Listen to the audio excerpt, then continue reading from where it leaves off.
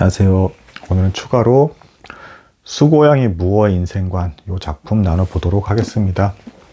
참고로 이 작품 대작입니다. 대작이고 특히 예술가들 입장에서는 굉장히 이제 판타스틱한 작품이다 뭐 이렇게 표현할 수가 있을 것 같습니다. 실제로 당대에 굉장히 유명한 예술가들은 이 작품을 보고 하나같이 다 열광을 했습니다. 그리고 그 상식의 틀을 깨는 굉장히 기발하고 독특하고 어떤 참신한 어떤 구조와 이야기 어떤 이런 것들이 있기 때문에 그렇습니다. 하지만 쉬운 작품은 아니다.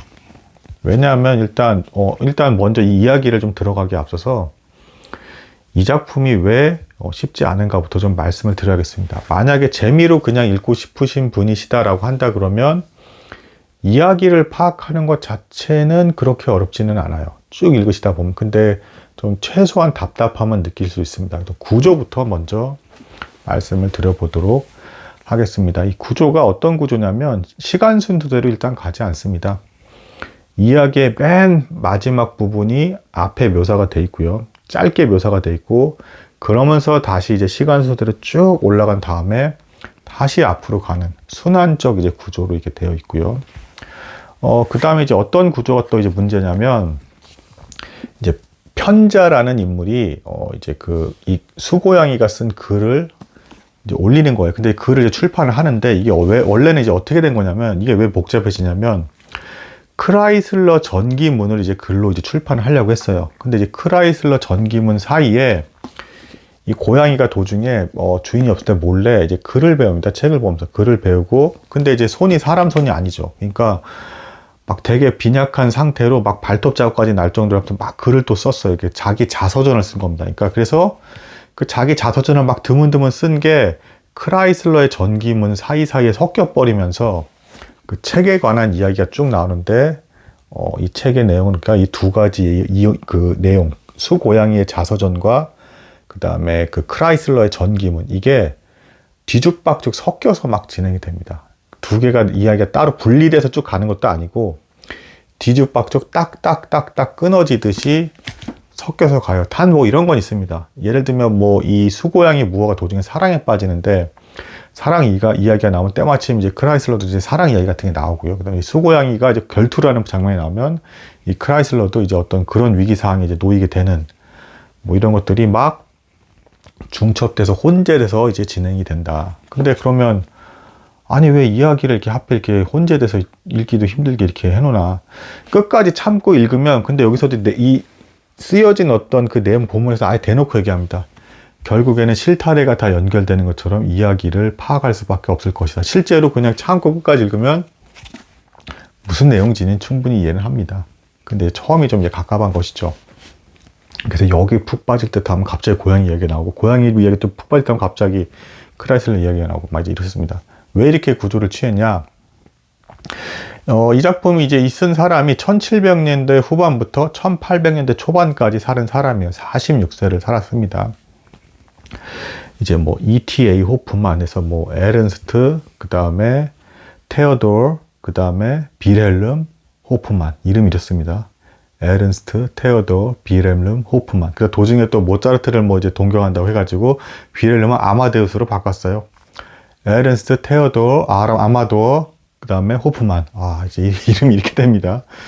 근데, 이제 이 사람이 어떤 걸 추구했냐면, 이제 고전주의적 요소를 파괴한다.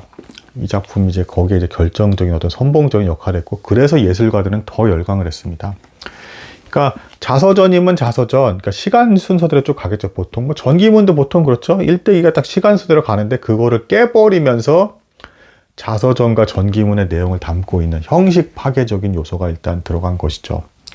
그러면서도 이야기 파악은 기어이 다 될 수 있게끔 아주 정교하게 끊을 부분 끊으면서 쭉쭉쭉 나가더라는 겁니다. 마치 모자이크가 이렇게 해서 막 붙여진 것 같은데 결국엔 그림은 기어이 되는 그런 형태를 통해서 이제 고전주의에 대해서 이제 배척하는 어떤 그런 모습을 보입니다. 뭐 이제 그게 뭐 고전주의가 많이 싫다고 하고 나쁘다라는 의미에서 그게 아니라 그런 형태의 교육은 한계가 있다라는 것을 비꼬면서 얘기를 합니다. 구조가 일단 그렇고요. 그러니까 그렇게 구조가 됐으니까 읽는 사람이 좀 힘들겠죠.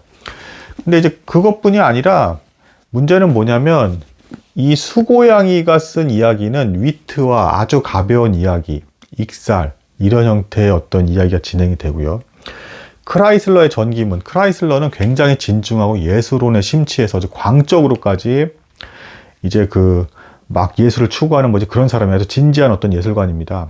그래서 이 두 가지가 서로 대조가 되면서 진행이 되는데, 이 작품을 초창기에 해석을 했던 분들은 고양이 얘기는 좀 중요도가 떨어져 이렇게 빼버리고 크라이슬러 얘기만 아예 그렇게 해가지고 책을 내기도 했습니다. 근데 지금 현대적인 입장에서 다시 봤을 때는 작가의 의도는 그게 아니다. 이렇게 익살적이고 웃기고 가벼운 어떤, 그래서 이 고양이의 삶은 사실은 그래서 속물근성이 들어가 있습니다.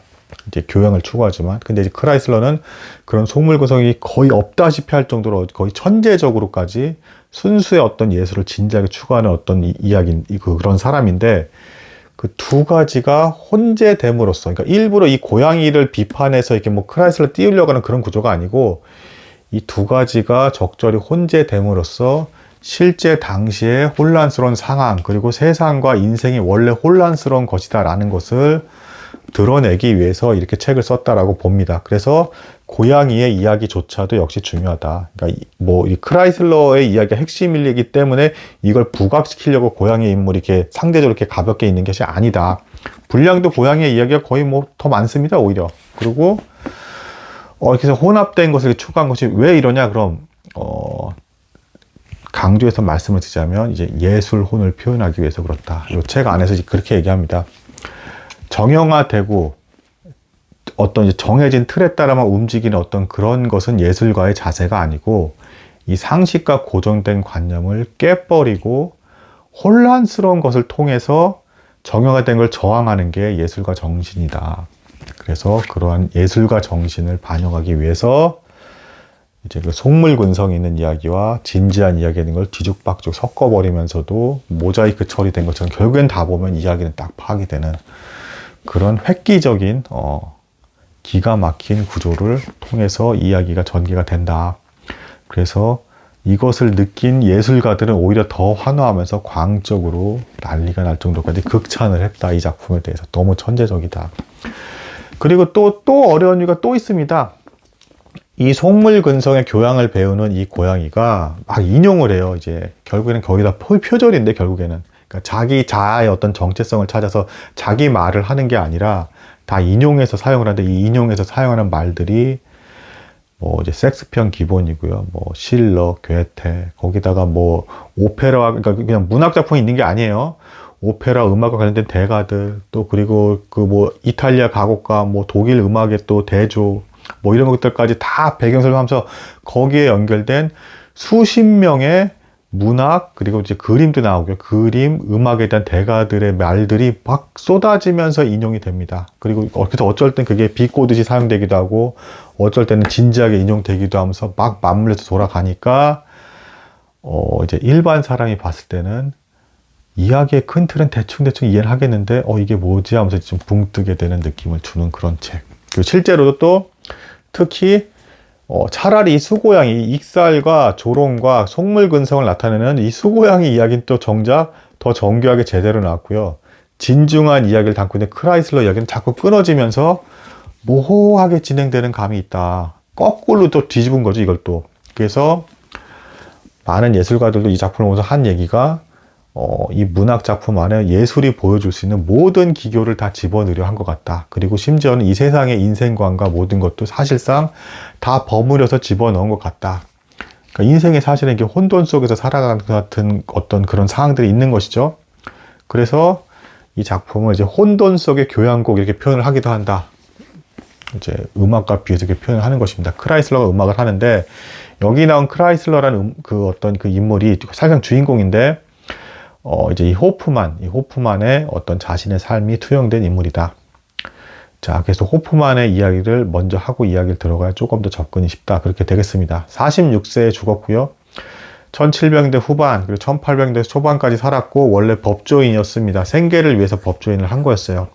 근데 나폴레옹이 쳐들어와서 그 공무원직을 이제 내려놓게 되고, 이걸 오히려 기회 삼아서 이제 음악을 해야겠다. 원래 어렸을 적에 음악에 대한 조예가 대단히 깊고 재능이 있었습니다. 그래서 하려고 해서 악장 일을 하고 뭐 교향곡 뭐 지휘다고 했는데 실패합니다. 그래서 다시 생계를 위해서 법조인을 했다가 뒤늦게 이제 그 법조인 일을 하면서 또 이제 문학에도 뛰어들고 시도 쓰고, 이 참고로 요 그림 있죠? 요 그림을 이 작가가 직접 그린 그림입니다. 이게 물론 이제 여기 사진을 올린 거지만 이렇게 그림에도 재능이 있어요. 그러니까 이 작가는 뭡니까? 거의 예술의 전 영역을 다 경험한 듯한 사람? 그래서 이걸 막 버무린 듯이 다 집어넣으려고 했으니 이 작품이 얼마나 이제 좀 뭐랄까, 일반 사람들이 봤을 때는 조금은 난하게 느끼는 부분들이 사이사이 있겠습니까? 하지만 아는 만큼 이제, 그리고 이제 예술가들 입장에서는 너무 좋아라 하면서 볼 수밖에 없는 그런 작품이 되겠습니다. 아무튼 그 이태희 호프만의 어떤 이제 그런 어떤 삶을 살았고 46세 때 금방 이제 죽게 되었고, 그가 남긴 대표적인 문학 작품이 이게 됐다. 상식 파괴를 해버리는 그런 작품이다. 이게 되겠습니다. 자, 이제 이야기를 들어가야 되는데, 그 이야기 구조도 또 쉽지가 않습니다. 한번 이야기 좀 나눠보겠습니다. 독일에 어떤 작은 제국이 있었어요. 뭐 땅도 좁은 어떤 뭐 아주 작은 이제 제국이 있었는데, 나폴레옹의 침략을 받아서 사실상 이제 이 왕들은 이제 실권을 다 잃어버리게 됩니다. 그리고서 이제 아무것도 아닌 평민처럼 살아가야 함에도 불구하고 다 여전히 왕족으로서 살고 싶었기 때문에, 그러니까 일엔 이어서 이제 제후라 그래요. 그래서 살고 싶었기 때문에 그렇게 하려고 했고, 때마침 이 작은 도시의 백성들이 이 사람을 그대로 추대를 해서 여전히 그냥 거기서 어떤 외형적으로라도 왕으로서는 어떤 활동을 하면서 살아가는 이제 그런 인물입니다. 그래서 뭐 밑에 신하도 별로 없어요. 권력 구도가 그래서 두 명의 이제 중요한 이제 인물이 나오는데, 이 제후 밑에 벤촌 부인이라는 사람이죠. 벤촌 부인. 이 사람은 이제 일단은 좀 악한 역할입니다. 벤촌 부인. 그래서 이 벤촌 부인은 사실은 이 제후랑도 좀 이제 불륜 관계도 있게 되기도 하고, 그리고 귀족이기도 한데, 그래서 뭐 이 불륜 관계에 의해서 이제 뭐 또 뛰어난 딸이 있어요. 이 딸이 또 이제 나중에 이제 멀리 이렇게 숨겨서 이렇게 놨는데 또 좀 문제가 됩니다. 뭐 아무튼 그렇고, 이 벤촌 부인은 그래서 그런 묘한 관계를 이용을 해서 그 딸이 있다라는 거 사실이 또 드러나면 또 제후는 이제 자신의 권력이 또 치명상이 되는 것이죠. 그래서 이 제후는 이 벤촌 부인의 말을 함부로 무시하지 못하고 또 애정도 있기도 합니다. 그리고 벤촌 부인은 이걸 이용해서 후계자부터 시작해서 나머지 모든 이제 그나마 있는 이 자리와 인사권을 자신이 원하는 사람들로 다 채우려고 하는 야심이 있는 어떤 그런 인물입니다. 그래서 두명한 여인 두 명이 나오는데, 헤드비가 공주와 율리아라는 인물이 있는데, 이 각각의 공주에 대해서 이그나츠 왕자랑 헥토르 왕자를 이제 붙이려고 합니다. 여기서 이제 나오는 어떤 인물들 이름도 비꼬는 인물이에요. 헥토르 하면 이게 뭡니까? 트로이의 목마 이때 때 이제 그 트로이 성의 영웅이잖아요. 근데 여기서는 굉장히 별 볼 일 없고 나쁜 왕자입니다. 이그나츠 왕자도 마찬가지고, 뭐 도중에 이제 뭐 다른 영웅들 이름들이 나오는데 이름에 비해서 다 형편없습니다. 비꼬는 겁니다. 교양에 대한 것들을 비꼬는 어떤 이 흐름이 있어요. 왜 그런지에 대해서는 조금 이따 이유를 말씀드리겠습니다. 그래서 그 벤촌 부인이라는 인물이 있고, 이거의 반대 대척으로서 마에스터 아브라함이라는 인물이 있습니다. 이 사람은 이제 좀 중요합니다. 마에스터 아브라함이 이제 이 고양이를 키우는 주인입니다. 어릴 때부터 이제 우연히 이제 구해다가 이제 키운 이제 주인이에요. 이 마에스터 아브라함은 이제 기계 장치 같은 거, 그리고 이제 파이프 오르간 이런 것들 제작을 하고, 이제 마술 같은 어떤 그런 것들을 막 보여주고 역할을 하는 어떤 고문관입니다. 그러니까 이제 똑똑한 사람이고요. 근데 이 사람은 어쨌든 정직하고 올곧게 이성적으로 이제 행동을 하려고 하는 사람이에요. 근데 이제 이 사람이 굉장히 이제 정직하고 올바르고, 그런데 이제 크라이슬러죠. 크라이슬러와 이제 대조가 되는 부분이 있어요. 이 사람은 철저히 이성적인 중심에서 이제 머물면서 너무 감성으로는 빠지지 않는 경향이 있는 거고, 크라이슬러는 이제 서로가, 그러니까 순수함은 알아봅니다. 그러면서도 좀 이제 거리가 생기는 게, 크라이슬러는 한번 예술론에 빠져서 광적인데 딱 심취를 하면은 거기에 막 뭔가 이상한 표현까지 막 써가면서 언어도 절제가 안 되고 막 특이하게 막 행동을 해요. 너무 감동을 해서. 그러면 이 모습을 보고 사람들이 그의 음악을 듣고 감동을 하다가 대면하는 순간 이제 환상이 확 깨져버리는, 저 사람 미친 사람 아니야? 광인 아니야? 뭐 이렇게 하면서 그렇게 볼 수밖에 없는 그런 인물입니다. 그래서 크라이슬러의 크라이스라는 그 이름 자체가 원이라는 뜻이고, 그래서 자신의 내면 안에서 갇혀서 주변을 배회할 수밖에 없는 그런 존재입니다. 그리고 이제 마이스터 아브라함은 이성 안에서만 또 이제 머문 거기 때문에 반대로 그래서 또 사랑을 놓치게 되는 어떤 그런 묘한 모습을 보여주기도 합니다. 이 마이스터 아브라함은 이제 그 무어와 크라이슬러 이제 이 두 인물이죠. 뭐 무어는 이제 고향이고, 근데 이제 이 아브라함이 그 세 번째로 중요한 인물이라고 볼 수가 있겠습니다. 그래서 이 사람이 겪은 이제 고통은 뭐냐면 이제 뭐 마술 같은 거에서 공연하고 해서 막 보여주기도 기계 장식에서 속에서 어떤 하는 것들이 있는데 도중에 키아라라는 여인이 이제 점을 잘 쳐서 잘 맞추는데 어떤 나쁜 사람한테 붙들려 가지고 계속 학대당하면서 이제 점을 치는 어떤 일을 하는 걸 이제 보게 돼요. 그래서 이 여인을 해방시켜 줍니다. 해방시켜 주고 진실된 사랑으로 이 여인을 대해주려고 하는데 이 키아라란 여인은 이제 이 아브라함을 둘이 서로 이제 사랑하게 된 거예요. 사랑하게 됐는데 아브라함은 이 키아라가 이제 다시는 점도 치지 말고 너무 잘 살기를 바라면서 그렇게 잘 대해주려고 했는데 키아라는 아브라함에 대한 이제 감사한 마음으로 난 여전히 점을 치는 이러면서 공연하는데 당신을 돕겠다라고 해가지고 아브라함은 말리고 싶었는데 왜냐하면 이 공연하면서 학대를 당했었거든요. 키아라가 과거에. 근데 키아라는 여전히 그런 삶에서 벗어나지 않은 채 이걸로 그냥 차라리 당신을 도와주겠다라고 하면서 도움하는 공연을 하다가 이제 그 제후와 이제 벤촌 부인이 너무 이교도적인 색채가 강하다, 위험하다 이렇게 해가지고 그 마이스터 아브라함 몰래 압력을 넣어서 이 키아라라는 여인을 떠나게 만듭니다. 그래서 이 아브라함은 어느 날 이렇게 사라져버렸기 때문에 이 여인이 너무 슬퍼하고요. 그리고 이 남자의 유일한 사랑이기도 하고 가장 간절했던 사랑이기도 했습니다. 하지만 이제 이 작품 후반부에서 이 키아라가 마침내는 이제 돌아올 것으로 이제 암시가 되고 또 뭔가 이 점을 통해서 문제를 해결할 것 같은 역할을 할 것 같은 느낌을 주는 형태로 끝에서 이제 마무리가 됩니다. 일단은 그래서 이제 마이스터 아브람까지. 그래서 마이스터 아브람과 벤촌이 두 사람이 대립을 하고 있다. 그래서 그리고 이제 여기서 크라이슬러는 어느 쪽이냐면 이제 마이스터 아브라함과 가까운 사람입니다. 벤촌 부인은 이 마이스터 아브라함 그 크라이슬러를 보고 처음에 광인이다, 미쳤다, 상종도 하기 싫다라고 하면서 저런 사람들은 정말 제 마음이 순수하고 깨끗한 사람이 아니면은 알아보기 어려운 사람이긴 한데 일반 대중들이 봤을 때는 미친 사람에 불과해라고 하면서 자기도 어느 정도 인정하고 알아보는 게 있으면서도 계속 무시를 합니다. 그 이유가 있는데요. 아까도 말씀드렸지만 이 벤촌 분이 권력을 차지하기 위해서 율리아가 헤드비가 이 두 여인에게 이그나츠와 그리고 이제 헥토르 왕자 둘 다 형편없어요. 그냥 말이 왕자지 그냥 헥토르 왕자 같은 경우에는 헤드비가랑 결혼을 하려고 하면서 율리아까지 꼬시려고 하는 이제 더티한 행동을 하고요. 뭐 이그나츠 얘도 뭐 갑자기 그 헤드비가 공주 뭐 정제에 숨어 있다 갑자기 나가지고 막 나쁜 짓 하려고 하고 다 안 좋은 애들이에요. 근데 벤촌 부인은 자신의 권력을 이제 잡기 위해서 이제 그걸 꾸미고 있는 것이고, 근데 이 문제 이제 뭐냐면 이 크라이슬러가 이제 율리아와 그리고 이제 이 헤드비가 공주의 사랑을 받게 됩니다. 결국에는 처음 만남은 최악이었어요. 이 크라이슬러가 너무 완벽한 예술을 추구하기 때문에 이 왕족들이 거니는 이 공원에 몰래 자기도 모르게 숨어 들어가지고 이제 기타 연주를 하다가 기타가 형편없어서 버렸는데 사실 그 기타도 대단히 고급이었습니다. 근데 이것을 이제 그 율리아가 듣게 되고 거기서 율리아가 이걸 노래를 부르게 되니까 크라이슬러가 이 여인은 누구지 하면서 율리아가 이제 반하게 되고요. 그리고 그때 헤드비가 공주는 이 반에서 이제 막 흥분해가지고 크라이슬러가 막 괴상하게 말하는 어떤 너무 현학적이고 뭐 아름답고 천상의 소리가 어쩌고 어떻게 내 영혼의 눈물이 뭐 이렇게 나오게 하고 하면서 막 이런 식으로 막 얘기를 해요, 이 사람. 그러니까 이제 헤드비가 공주 처음부터 이따위로 막 얘기를 하니까 이 사람 미친 사람 아니야 해가지고 헤드비가 공주는 처음에 이제 충격을 받습니다.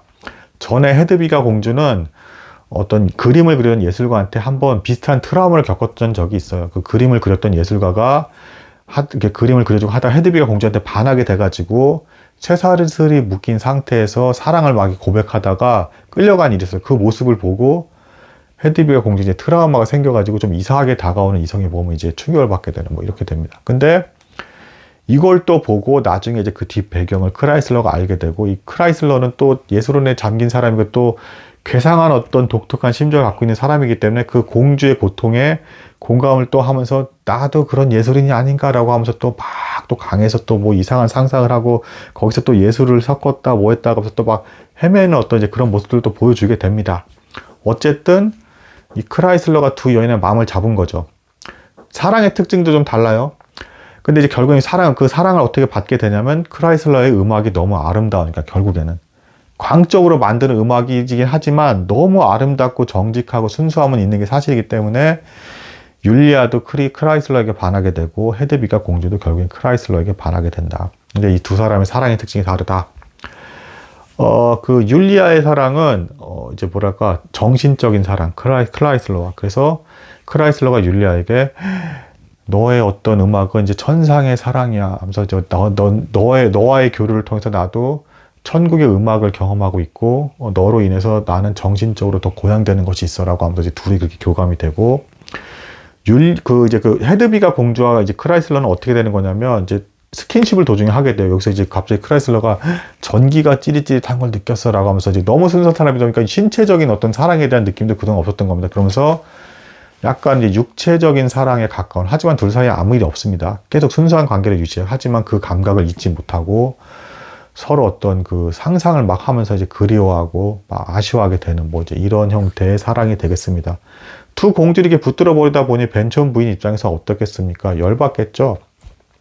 그래서 크라이슬러를 실제로 죽이려고 하고 도중에 이 헥토르 왕자가 또 이제 자신이 이제 이 두 여자를 다 찾으려고 했는데 크라이슬러한테 마음이 다 가 있으니까 열받아서 이제 저격해서 죽여버립니다. 종한테 시켜가지고. 그래서 갑자기 총을 땅 크라이슬러가 맞게 됩니다. 그래서 이제 그 모자에 구멍이 난 게 떨어지고 핏자국이 있는 형태로 해서 이야기가 갑자기 딱 끝나요. 그래서 죽었는가 살았는가 갑자기 또 탐정물 이야기가 또 들어갑니다. 이 안에는 또 장르가 다양한 이야기가 막 들어가요. 뭐 희극, 비극, 뭐 거기에 뭐 탐정물 뭐 이런 형태의 이야기도 막 뒤집박죽 섞여 들어가 있습니다. 그래서 얘가 살았을까 죽었을까 또 그런 형태의 또 작품도 전개도 진행이 되고, 근데 결론은 뭐 크라이슬러는 죽지 않았고요. 오히려 스쳐서 이제 다쳤고 일어나가지고 그 헥토르의 부하를 죽여버리고 수도원으로 피해버립니다.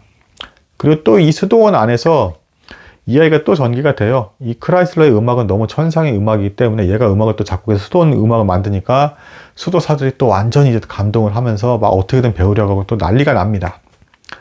이런 상황에서 이 수도원에서 또 이제 문제가 생기는데, 벤촌 부인은 이 크라이슬러가 드디어 이제 사회에서 압박을 받고 얘가 적응을 못하니까, 이 크라이슬러는 참고로 사회에 적응을 못하는 인물이에요. 그러니까 그 자기의 고향을 계속 지키면서 그러면서 생활을 하기 때문에 사람들이 이 사람을 잘 이해하지 못하고, 그래서 막 서로 막 미워하고 이런 것까지는 아니지만 잘 섞이지 않는 그런 인물입니다. 그래서 결국에는 기어이 이제 그 성당에서 얘가 이제 정착을 하겠구나 해서 벤촌 부인은 안심을 하고 있었는데, 성당 안에서 또 일이 발생하면서 크라이슬러는 다시 나오게 됩니다. 어떤 일이 발생을 하냐면, 로마 교황청에서 보낸 이제 새로운 어떤 수도사가 왔는데, 이 사람이 너무 경건주의자라서 이제 이 음악도 이제 만들지 마라. 그리고 이제 다 더 절제하면서 이제 살아야 된다 하면서 이렇게 몰아가니까 크라이슬러가 또 이 사람과 또 이제 다투게 됩니다. 소신도 또 있어요. 근데 또 그때 자기 소신 안 버립니다. 이 크라이슬러는 진지한 예술원 가운데 끝까지 또 소신도 안 버려요. 그래가지고 그 혼돈스러운 특유의 또 화법 속에서도 또 막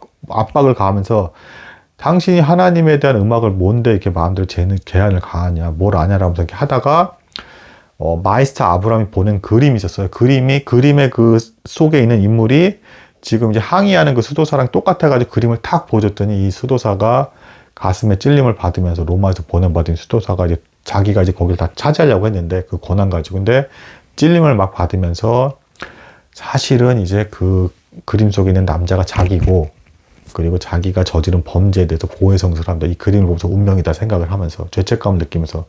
그런데 그 성당을 마침내 자기 마음대로 못하게 되고 불미스러운 일이 발생하게 되는데, 이 갈등 구조 때문에 크라이슬러는 쫓겨나게 됩니다. 성당에서. 근데 뭐 어쨌든 이것도 약간 좀 사변적인 얘기긴 한데, 이 수도원을 장악하려 했던 이 남자가 사실은 그 벤촌 부인과 제후 사이에서 났던 불륜을 나온 딸이 있잖아요. 딸과 이제 사귀었던 사이예요. 그러다가 이 딸이 그 헥토르 왕자랑 바람이 나버리니까 이것 때문에 충격을 받아서 이 남자가 그 딸을 독살시켜 버립니다. 범죄했던 남자였던 것이죠.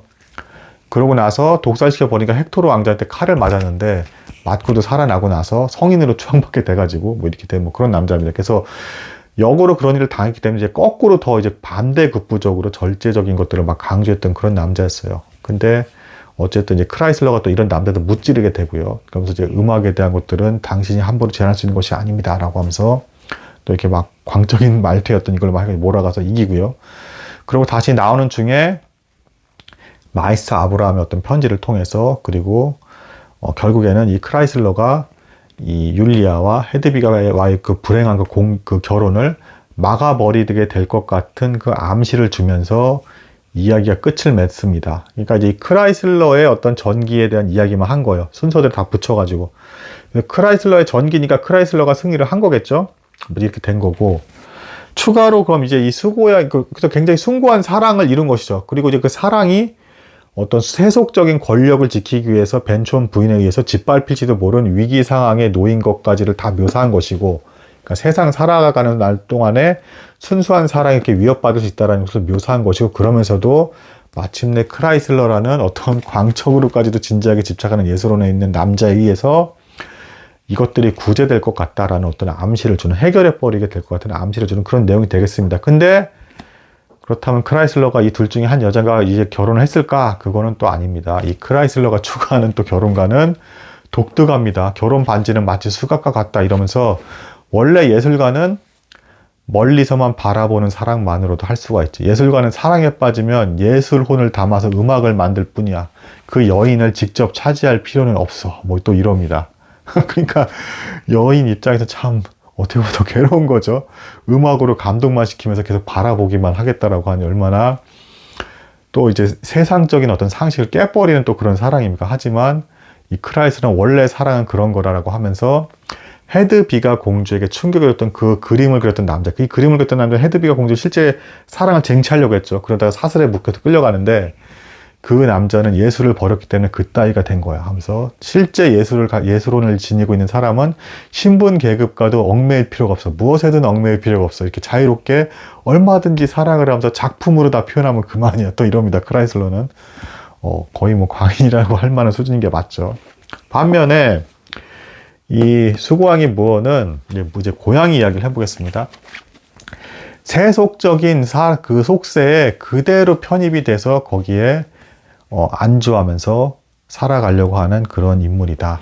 그러면서도 반대로 교양은 계속 쌓습니다. 근데 이 수고양이가 교양을 쌓는 이유는 그 크라이슬러는 예술을 본질, 그리고 생명 그 자체로 봅니다. 근데 이 고양이가 예술을 하고 교양을 쌓는 이유는 마치 장식품처럼 생각을 해서 이제 그런 것들을 합니다. 그래서 고양이가 우연히 이제 그 아브람이 보던 책, 마이스터 아브람이 보던 책들을 몰래 보기 시작을 하고, 마이스터 아브람이 하는 말들과 이런 걸 조합을 해가지고, 일종의 천재 고양이죠. 몰래 숨어서 없을 때마다 책을 보게 되고 그것들을 이해하기 시작합니다. 그러면서 자기가 고차원적인 철학을 이해하게 되니까, 나는 일반적인 다른 고양이랑 완전히 틀리고 하면서 자아도취에 밖에서 빠집니다. 자아도취에 빠지고, 그 모습은 사실은 이 당시에 교양 교육을 받은 대다수의 일반 대중을 말한다. 그러니까 교양적인 어떤 책들을 읽고 보는 건 좋은데, 사실은 어떤 공부든 사실은 그렇죠. 이 지식을 내가 자랑하기 위해서 보는 공부는 부패하고 타락하게 돼 있습니다. 자기 교만을 만들어내죠. 진실되게 크라이슬러처럼 이거 자체가 말하고 있는 본질을 내 삶에 적용하고 내가 그걸로 인해서 그렇게 살아가면서 기뻐하겠다라는 그런 자세가 아니면 부패하는 것이죠. 자기 자랑에 빠지고 그냥 기껏해야 장식품, 장신구 같이 교양을 다루는 것이죠. 그런 전형적인 인물, 그런 사람들의 어떤 모습을 보여주는 게 이 고양이의 모습이고, 이걸 통해서 지금의 교양 교육은 잘못됐다라고 비판을 가한 게 이제 또 이 작가의 어떤 자세이기도 합니다. 이 작가도 계속 아까도 얘기했지만 다양한 예술 활동하면서 예술혼에 불탔던 사람이라고 했죠. 그래서 어설프게 이름이나 떠들고 인형구나 떠드는 그런 사람들을 경멸한 거기도 합니다. 그래서 진지한 마음으로 정말로 제대로 알고 그대로 살아가려고 하는 자세로서 교육을 시켜야지, 그냥 구구장창 머릿속에 지식만 넣어가지고는 문제가 많다라는 문제 제기를 한 겁니다. 아무튼 이 고양이는 점점 이렇게 교양을 쌓게 되는데, 도중에 그 아브라함이 알고 있던 친구 교수가 있었어요. 이 교수가 이 고양이가 우리의 말을 아는 것 같아 라고 하면서 경계를 주면서, 이 고양이는 좀 심상치 않은 고양이, 위험한 고양이라고 하면서 아브라함에게 경고를 줍니다. 그것도 알게 된 것도 이제 그 폰토라는 자기 애완견이 있어요. 이 애완견이 이 고양이가 쓴 시를 물고 와가지고 그거 보고 이게 진짜 고양이가 썼단 말인가 하면서 하다가, 이 교수가 아무래도 이 고양이 이상한 고양이, 우리 말을 알아듣는 것 같아 하면서 아브라함에게 경고를 합니다. 근데 아브라함이 믿지 않습니다.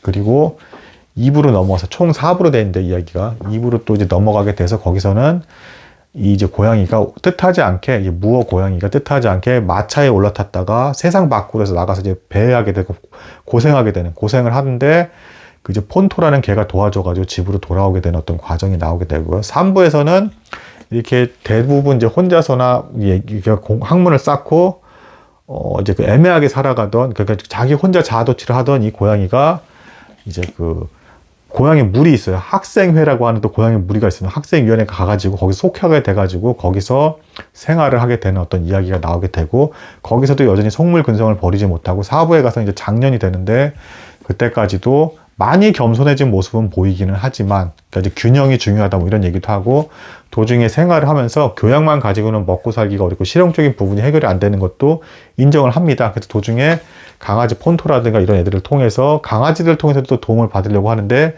종이 틀려가지고 오히려 배척당하게 되는 어떤 그런 묘한 경험들도 하게 되고요. 그러다가 이제 어떤 그러다가 이제 갑자기 사부에서 이제 결국에는 그 속물근성을 버리지 못하고 죽음을 맞이하게 되는, 그리고 그 안에서는 이제 이 고양이도 사랑을 이제 2번을 경험을 하게 되고요. 그 2번의 사랑도 놀랍게도 근친상간을 할 뻔했습니다. 처음에는 자기 어머니를 보고 이게 고아처럼 버려졌기 때문에 어머니인 줄 모르고 했다가 알고 봤더니 어머니인 걸 알고 이제 포기를 하게 되고, 그 다음에 이제 뭐 미스미스랑 고양이랑 뭐 사귀게 돼서 결혼과 이제 같은 관계가 가서 아이를 낳지만 금세 또 버림을 또 받습니다. 훨씬 더 건장하고 센 어떤 고양이의 버림을 받고, 나중에는 그걸 또 결투까지 하게 되는데요. 결투를 하면서 엄청 다친 가운데 극적인 상황에서 간신히 이기게 되지만, 그런 상황들 속에서 자기가 사랑으로 피폐해지고 또 이제 고향적인 어떤 생활에 망가지는 것을 또 이제 경험하기도 합니다. 그래서 실제로 나중에 교수가 제 고향이 이렇게 망가져서 이제 옛날에 안 그랬다면서 이제 경계를 풀어버려 이제 그 의심했던 교수도, 그래서 저 고양이도 그냥 일반 고양이처럼 별것도 아닌 고양이구나 하니까 이제 이때 자극을 또 받아가지고 다시 뒤늦게 이제 철학하는 고양이로 이제 돌아가게 되고요. 이제 그러면서 그런 일련의 과정 속에서 이 고양이를 통해서는 일반 어떤 대중들의 모습을 담고 있고 비판하는 모습, 그러면서도 이게 또 익살스럽게 애교적인 어떤 애정은 또 가는 그런 묘한 형태로 이 고양이를 묘사를 했습니다. 모든 걸 다 집어넣은 어떤 소설입니다. 말 그대로. 이런 형태로 진행이 되겠습니다. 그리고 도중에 아내를 또 뺏기기도 합니다. 불륜도 또 나오고요. 그러면서 또 이제 뭐 다양한 또 이제 불륜 소설도 될 수도 있고요. 다 집어넣었어요. 말 그대로 믹서기처럼. 그래서 이 작품을 보게 되면 혼란스러운 혼란의 교양곡 같은 느낌을 정말 받는다. 근데 결국에는 교양곡이죠. 어쨌든 묘하게 균형이 맞으면서 조율이 맞아다 그러면서 이야기가 꾸역꾸역 돌아가는 듯하고, 나중에는 마침내는 탁 하고 펼쳐지면서 예술은 이런 거야 라는 것 같은 느낌을 크라이슬러를 통해서 보여주고, 그 다음에 숲고양이 무어를 통해서도 보여준다. 숲고양이 무어를 통해서 보여주는 예술은 속물근성 갖지 마 라는 경고의 메시지인 거고, 크라이슬러가 보여주는 예술의 모습은 진지하게 이렇게 예술에 대해서 추구해야 되는 거고, 예술은 장식품처럼 하는 게 아니라 그냥 삶의 본질이야, 그 자체야. 그리고 나도 이렇게 고민하면서 살아왔고 이제는 또 새로운 창조의 예술을 위해서 고전주의를 해체해 보이겠어 라고 하면서 쓴 작품이 바로 이 작품이 되겠습니다. 뭐 이제 고양이에 대한 이야기를 제가 좀 상대도 조금 약하게 한 듯 하기는 한데, 이야기 다 구조가 좀 단순해서 그렇습니다. 고양이도 고양이 나름대로 쭉 이제 인생을 배워가는 과정이 있고 별별 경험을 다 하게 됩니다. 그리고 좌절하게 되고 마침내는 본인이 속물근성을 뛰어넘지 못했다라는 것을 인정하면서 마치는 삶을 마감하게 됩니다. 우리 인생이 뭐 사실은 완전이라는 건 없잖아요. 이제 그런 부족함까지도 이제 표현된 그런 작품, 다 들어간 작품, 어떻게 보면 뭐 그런 게 되겠습니다. 여기까지 이제 나누도록 하겠습니다. 들어주신 여러분들 감사합니다.